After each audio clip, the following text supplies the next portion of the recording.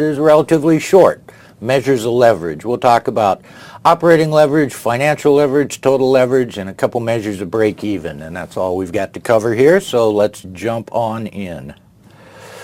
Leverage refers to the effect of fixed elements in the cost structure. Well, we've got two types of fixed elements in the cost structure. We've got fixed operating expenses as opposed to variable operating expenses. Remember, variable costs are the ones that change with your output, and fixed expenses such as your operating plant, your equipment, things like that, don't change with output. So those are our fixed operating costs. And to the extent the firm takes on debt, then they have fixed financing costs. They have interest costs that they must pay each period. Now, business risk can come from a variety of sources. Certainly from variation in demand, and so as demand fluctuates, we have fluctuations in sales, which will affect operating income and net income. The idea of operating leverage is to the extent that you have fixed operating costs in your cost structure, then this is going to magnify the effect of change in sales on operating earnings, or EBIT. Then overlaid on that is financial risk. When we have debt, we have interest payments, right? We're starting with earnings before interest and taxes, and then we're going down into the interest part. So to the extent we have debt financing, this variation in operating earnings will be magnified again, and we'll get even more variation in earnings per share.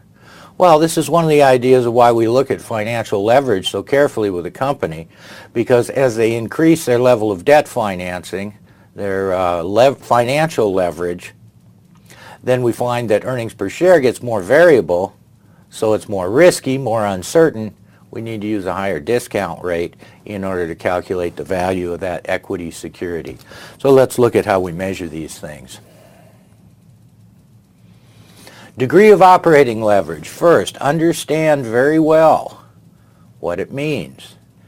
It is our estimate of the ratio of the percentage change in operating earnings to the percentage change in sales. To calculate it, we put sales minus total variable costs in both the numerator and the denominator. And then we subtract fixed costs in the denominator.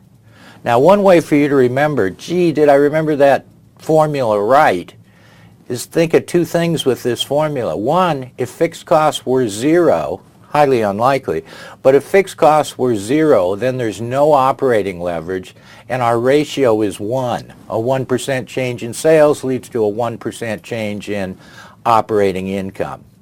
As fixed costs increase, the denominator decreases, and our operating leverage goes up above 1. So let's take a look at a calculation here. We've got a firm that produced 5,000 units last year. I guess I should mention at this point that this degree of operating leverage is sensitive to where we are in terms of production and sales.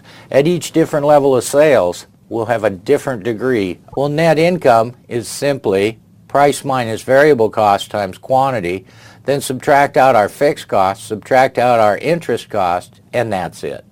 So in this case, here's our contribution margin.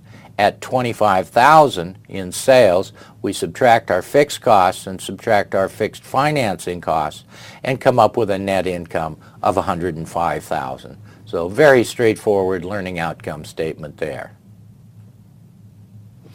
Now, when we talk about operating break-even, it's the level of sales that just covers a firm's fixed operating costs. So here's the fixed operating costs. Here's the variable cost per unit. And we go through this example here and find out our break-even is 12,000 units. Now, why was that different than what we calculated before for these same numbers? Well, that's because here, operating break-even just covers operating costs. We're not looking at our financing costs.